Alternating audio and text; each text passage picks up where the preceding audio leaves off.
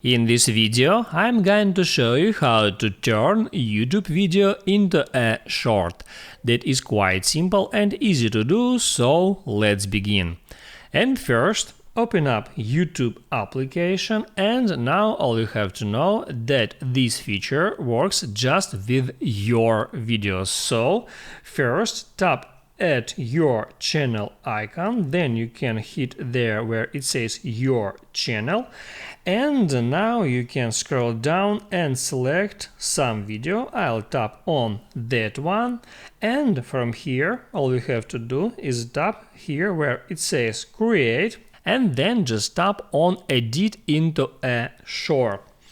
Now here you can select a 15 seconds part of that video just by dragging this video row in that way, and then just tap on next. Now here you can add there some text, or you can tap add timeline to see the timeline, and also here you can add there some filters.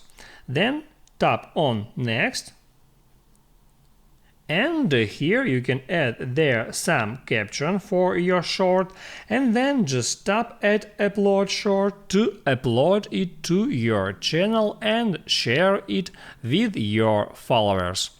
That's it. If this video helped you out, don't forget to like and subscribe.